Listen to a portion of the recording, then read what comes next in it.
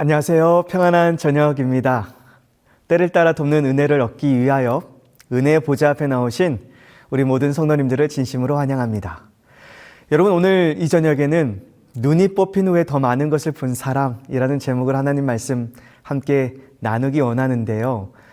여러분, 눈이 뽑힌 후에 더 많은 것을 본 사람 누구일까요? 삼손이지요. 오늘은 이 삼손의 생애를 살펴보면서 몇 가지 중요한 영적 교훈을 얻기 원합니다.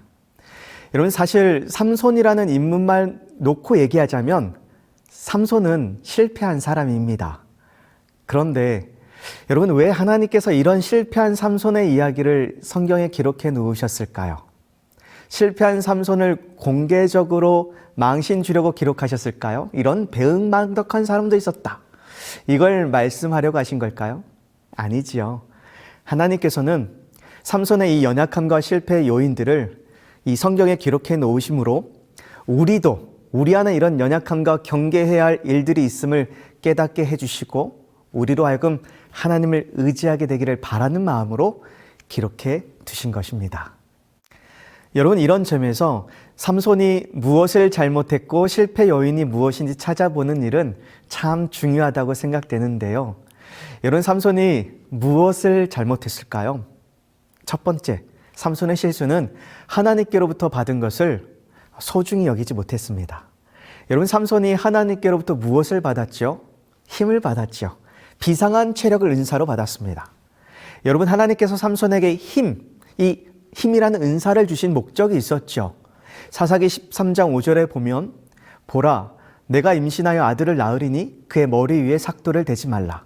이 아이는 태에서 남으로부터 하나님께 바쳐진 나시리님이 됨이라. 그가 블레셋 사람의 손에서 이스라엘을 구원하기 시작하리라 하시니. 여러분, 하나님께서는 이스라엘 백성들을 구원하는 것을 목적으로 삼손에게 비상한 체력을 은사로 주셨습니다. 그런데 정작 삼손은요, 하나님께서 주신 이 놀라운 은사를 어디에다 다 허비했죠? 여자 뒷공문이 쫓아다니는데 허비해버리고 결국에는 눈이 뽑히고 감옥에서 맷돌 돌리는 비참한 신세가 된 것입니다. 그런데 여러분, 이 삼손의 치명적인 실수이기도 하고요, 우리의 실수이기도 한데요, 인문학 서적 중에 어떻게 살 것인가 라는 책이 있는데요, 이 책은 최고의 지성인들, 유명한 강사들의 이 강의를 한데 묶어놓은 책인데 서두에 이런 내용이 있습니다. 만약 인문학적 성찰이 나는 누구인가 이것에만 머무른다면 그것은 매우 이기적인 일인지도 모르겠습니다. 인문학은 자기 성찰에서 출발해서 이웃과 세상 사람들 그리고 사회 속에서 행동하고 실천하는 작업까지 이어져야 합니다. 여러분, 이 저자는요, 인문학적 성찰이 나는 먼저 누구인가, 나는 왜 이 땅에 존재하는가에 대한 답을 찾고 여기에 대한 답을 찾았다면 더 나아가서 이 성찰이 우리 이웃에게로 연결되어져야 한다는 것입니다. 삼손을 예로 좀 들어보자면 삼손이요, 그래, 나는 삼손이다, 나는 나실인이다, 하나님께서 다른 사람에게 주지 않으신 특별한 힘을 나에게 주셨다. 왜 주셨는가? 이 힘을 가지고 고통받는 우리 민족을 구원하라고 주셨다. 여러분, 이게요, 이렇게 삼손에게 정리가 되어서 분명한 목적을 가지고 삼손은 살았어야 했는데 이게 정리가 안 되니까 상황에 따라서 감정에 따라서 즉흥적으로 살아가게 되는 것입니다. 여러분, 우리는 이 질문에 대한 답을 갖고 있나요? 나는 누구이고 나는 왜 존재하는지. 그런데 여러분, 이런 삼손과 대조적인 분이 계시는데요, 바로 예수님이십니다. 우리 예수님은 이 질문에 대한 명확한 답을 갖고 계셨습니다.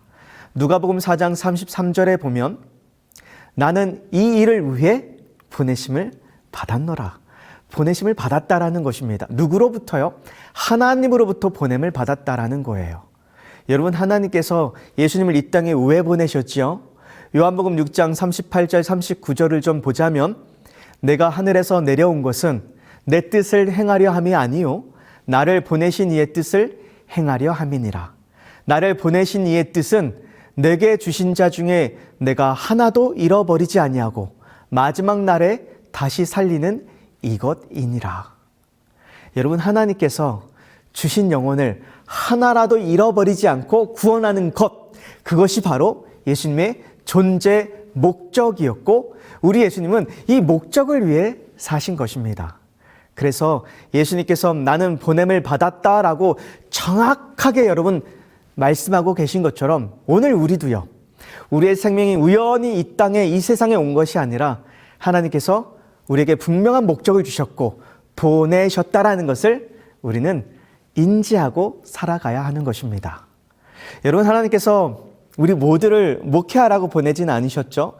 어떤 사람은 목수로, 또 어떤 사람은 교사로, 어떤 사람은 직장인으로, 어떤 사람은 주부로, 이렇게 다양한 일들을 맡겨주셨지만 우리 모두에게 예수님께 하달하신 동일한 명령, 내게 주신 자 중에 하나라도 잃어버리지 말고 구원하는 것, 복음 전파의 사명을 우리 모두에게 맡겨주셨습니다. 모든 참된 제자는 하나님의 나라의 선교사로 태어난다. 영혼을 구원하는 일은 그리스도를 믿는다고 공언하는 모든 사람의 필생의 사업이 되어야 한다.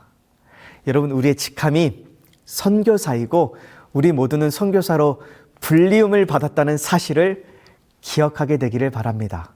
그래서 여러분, 우리 예수님은요, 아침마다 자신의 사명을 분명히 하셨습니다. 그리고 더 적극적으로 활동하시기 위해서 더 많이 기도하셨고요. 기도 후에는 가능한 한 아주 다양한 계층의 사람들을 많이 만나셨어요. 그리고 주님은 여러분 이 만남을 어떻게 주도하셨냐면, 여러분 예수님께서 사람들을 어떻게 취급하셨는지를 연구해 볼 필요가 있는데요. 충분히 저와 우리 성도님들도 직장에서 할 수 있는 방법들입니다. 그의 본성은 사교적이셨다. 그는 부자와 가난한 자, 유식한 자와 무식한 자들의 가정을 방문하시고 일상생활의 문제들로부터 신령하고 영원한 것들에 그들의 생각을 향상시키려고 힘쓰셨다. 여러분, 직장인이었던 예수님께서 휴식 시간에요, 어떤 일에 힘쓰셨어요? 경박한 농담을 하시거나 쇼핑 얘기를 하시거나 뭔가 불평을 얘기하시는 게 아니라 틈만 나면 상대방의 고민과 그 문제들을 소재로 삼아가지고 신령하고 영원한 것들을 생각해 볼 수 있도록 애쓰신 것입니다. 그래서 아시는 것처럼 요한복음 4장에 보면 항상 물을 길러야 하는 수고로움이 있는 그 사마리아 여인에게 우리 주님은 영원히 목마르지 않은 샘물을 서게 하시고, 또 안식일에 대한 잘못된 개념을 가지고 있던 바리새인들에게는 병자를 고쳐 보이시면서 안식일의 참 정신을 가르쳐 주시려고 애쓰셨던 것입니다. 사랑하는 성도님들, 아침마다 우리의 존재 목적을 분명히 하시게 되기를 바랍니다. 하나님께서 우리 모두를 곧 있으면 사라져버릴 이 땅을 위해 투자하고 힘쓰라고 보내신 게 아니죠. 하나님께서는 내게 주신 자를 하나라도 잃어버리지 않고 구원하는 것이 오늘 우리에게 부여하신 하나님의 명령임을 기억하시고, 여러분 만나는 사람들을 소중히 여기시고 또 그들을 위해서 기도하시고 사람들의 생각을 하늘로 향할 수 있도록 지혜를 구하시고 힘쓰시는 저와 여러분이 되기를 간절히 소원합니다. 여러분, 재능도요, 하나님께서 삼손에게 특별한 힘을 주신 것은 블레셋으로부터 이스라엘 백성들을 구원하라고 주신 힘이었습니다. 그래서 삼손은 주신 재능을 제 목적에 맞게 사용해야 했습니다. 에베소서 3장 8절인데요. 모든 성도 중에 지극히 작은 자보다 더 작은 나에게 이 은혜를 주신 것은 측량할 수 없는 그리스도의 풍성함을 이방인에게 전하게 하시고, 여러분 사도 바울도 자기의 정체성을 깨닫고 나서 이 은혜를 주신 것은 왜요? 예수님을 이방인에게 전하게 하신 것이라는 분명한 목적을 이해하게 된 것입니다. 여러분, 마태복음 24장은 무슨 장이지요? 재림의 징조장입니다. 재림의 때에 일어날 사건들과 또 재림의 임박성에 대해서 말해주고 있습니다.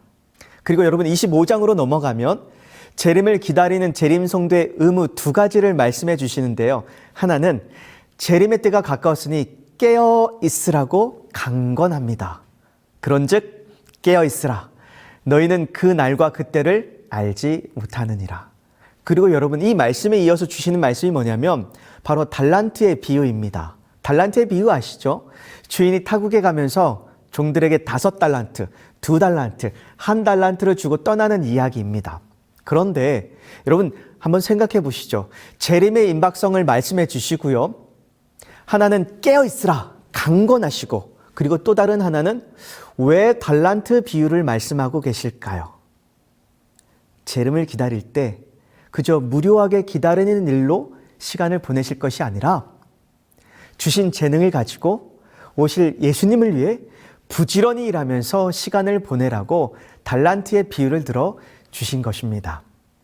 여러분, 삼손의 실패는 하나님께서 주신 이 은사를 자기 만족을 위해서 사용한 것이 바로 삼손의 실패였습니다.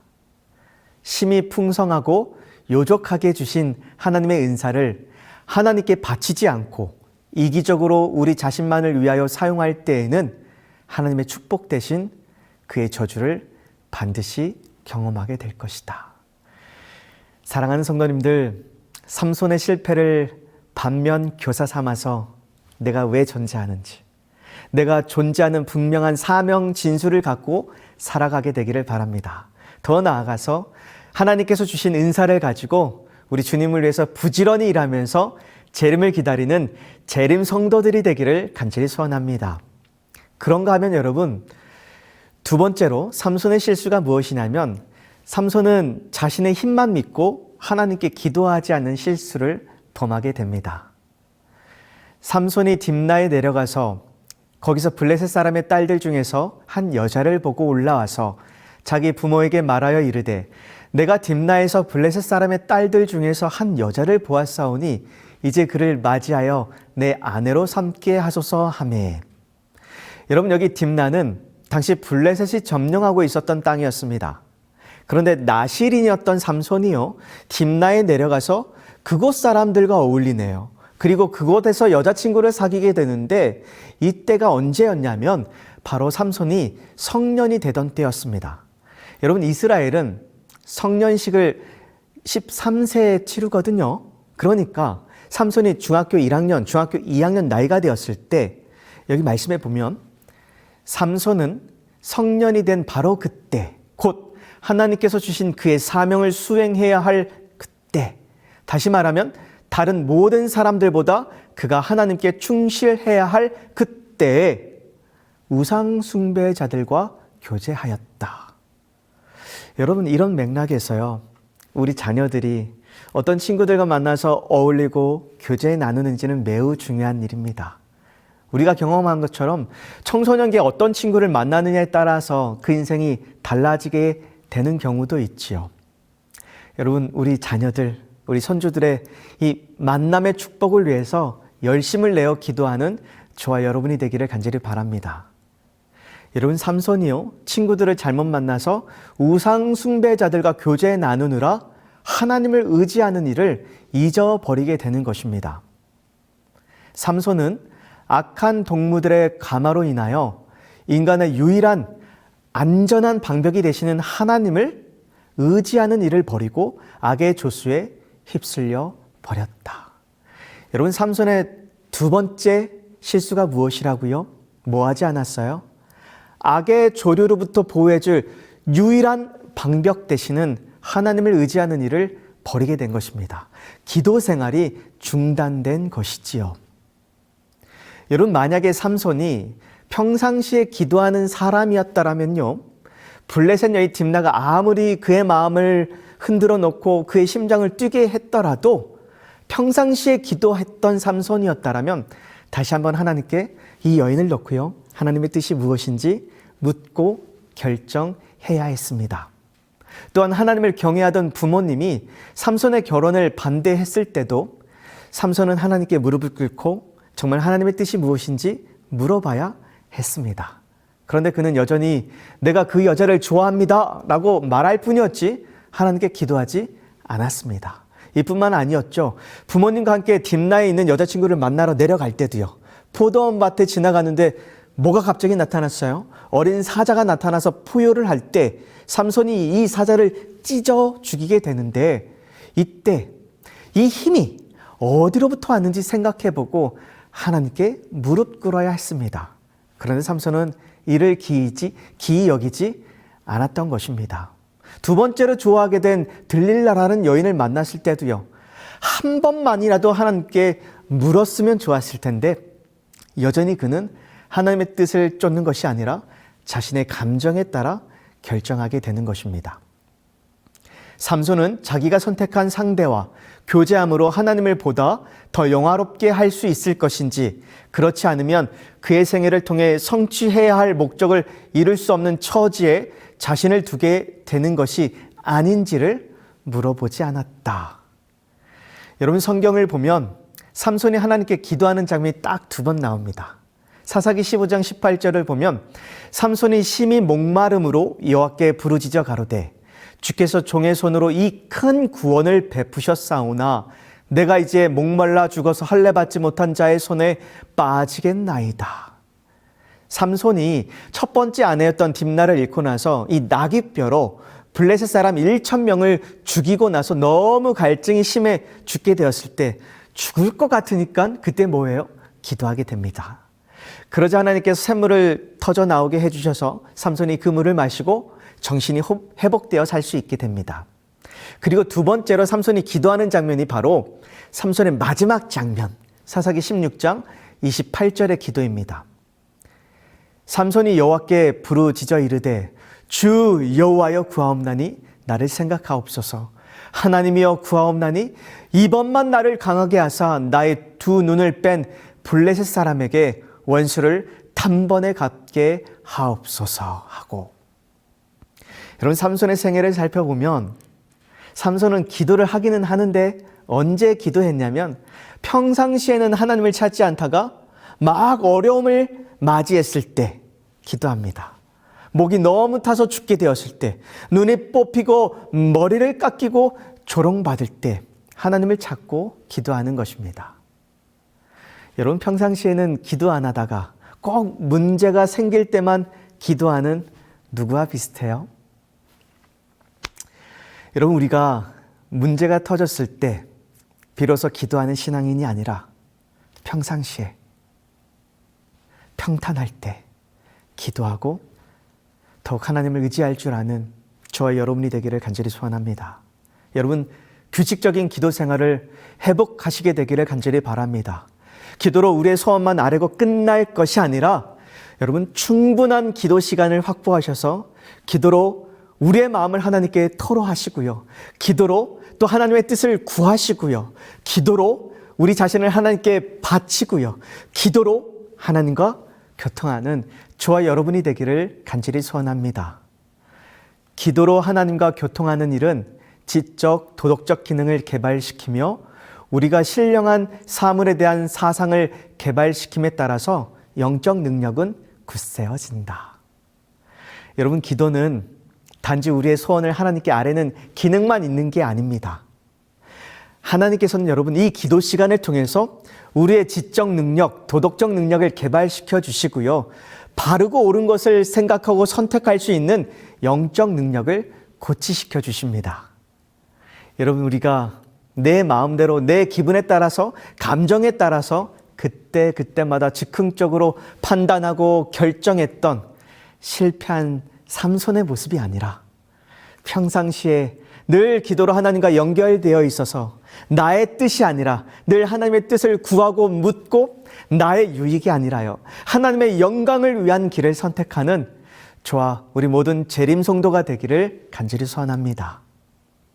여러분, 그럼에도 불구하고 삼손은 실패했나요? 성공했나요? 사실 실패한 인생처럼 보이지만 여러분, 하나님은 이런 삼손을 포기하지 않으셨습니다.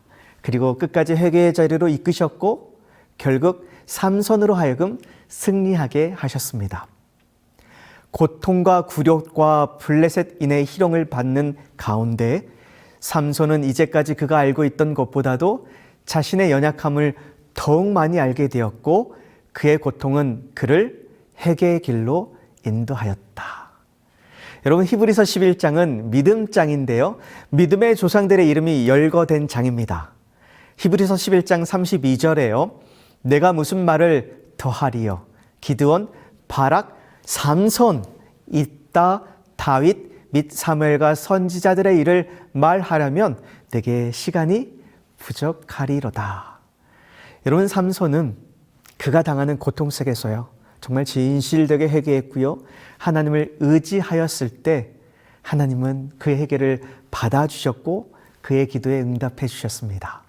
뿐만 아니라 하나님께서는 이런 실패한 삼손을 이 믿음장에 등재시켜 놓으신 것은, 우리 하나님은 가장 초라한 인생이라 할지라도 하나님께로 돌이키고 하나님을 의지한다면 믿음의 사람으로 인정해 주시는 하나님이심을 알려주시기 위해서 하나님께서는 삼손을 히브리서 11장 믿음의 장에 등재시켜 놓으신 것입니다. 여러분, 우리 인생도요, 어쩌면 눈 뽑힌 삼손처럼 초라하고 영락없이 실패한 사람 같을지라도 진심으로 우리가 회개하고 하나님께 돌이킨다면 우리 하나님은 우리를 받아주실 뿐만 아니라 우리의 기도에 응답해 주실 것입니다. 그리고 우리 인생 마지막 날에는 하나님께서 아마 이렇게 말씀하실 것 같아요. 내 인생이 절대로 헛되지 않았다. 내가 너를 이 땅에 보낼 때 너를 통해 세운 모든 계획이 다 이루어졌어. 내 이름도 믿음장에 기록될 수 있어 라고 말씀해 주실 것입니다. 사랑하는 성도님들, 우리 모두는 이 땅을 우리의 힘쓰고 애쓰라고 보냄을 받은 것이 아니라 하나님 나라를 확장하는 것이 우리의 존재 목적임을 기억하시고 한 영혼을 구원하는 일에 최선을 다하는 저와 여러분이 되기를 선합니다. 또한 어려움에 닥쳤을 때만 기도하는 신앙이 아니라 평소에 평탄할 때 늘 우리의 마음을 여러분 예수님께 묶어두시고 우리 예수님을 의지하는 저와 여러분이 되기를 간절히 바랍니다. 마지막으로 우리 하나님은 사랑이십니다. 인내와 긍휼과 자비가 풍성하신 분이십니다. 우리가 오늘 회개하고 하나님께로 돌이키기만 하면 우리 예수님은 우리를 기쁨으로 영접해 주실 것입니다. 혹 하나님과의 거리가 좀 멀어져 있는 성도들이 있다면 오늘 이 저녁 회개하고 하나님께로 돌이키시는 은혜가 있게 되기를 간절히 소원하면서 오늘 말씀 마치도록 하겠습니다.